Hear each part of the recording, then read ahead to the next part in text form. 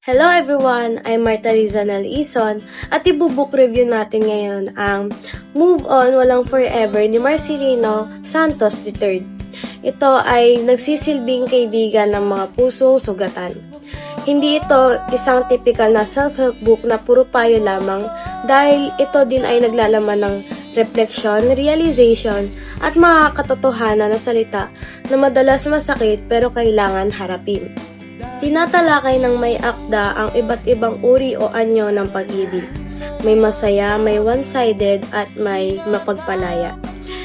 Ipinapakita ng libro na normal lang masaktan, normal lang umiyak at higit sa lahat, normal lang na mag-move on kahit mahirap. Simple ang wika ng aklat, direkta at madali, nakaka-relate lalo na sa mga taong nakakaranas ng heartbreak o mga pagkawala ng isang mahalagang tao sa buhay nila. May linya na tumatak sa aking utak na galing sa aklat. Ito ang iba-iba tayo pagdating sa pag-ibig. May mga makasarili, may mga sigurista, at may mga gusto lang magmahal kahit nasasaktan na sila.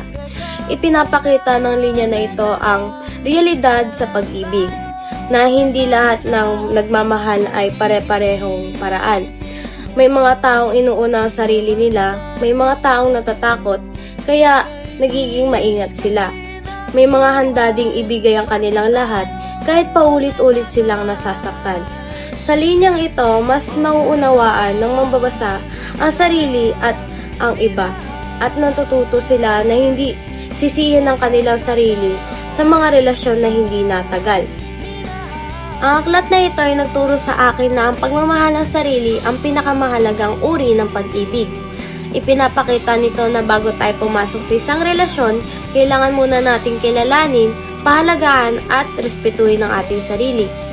Hindi dapat tayo nagbabatay sa pagmamahal ng iba dahil ang tunay na pag-ibig ay galing sa ating sarili. Sa pamamagitan ng aklat na ito, natutunan ko ang pagiging self-love ay hindi pagiging makasarili, kundi pagiging responsable sa ating sariling emosyon.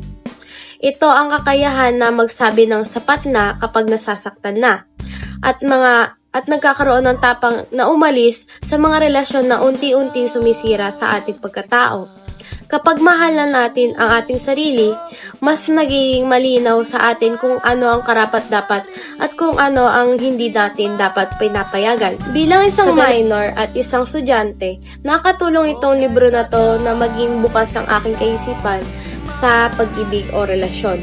Naintindihan ko na ang pag-ibig ay nagdudulot ng saya pero meron din kasamang sakit.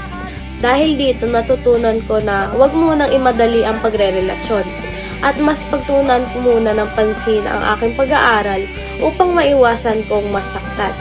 Sa kabuuan, ang aklat ay pinapaalala na ang pagkakatapos ng isang relasyon ay hindi pagkabigo o pagkatalo. Minsan ito ay simula ng mas matibay na pagkatao at mas malinaw na pag-unawa sa sariling halaga.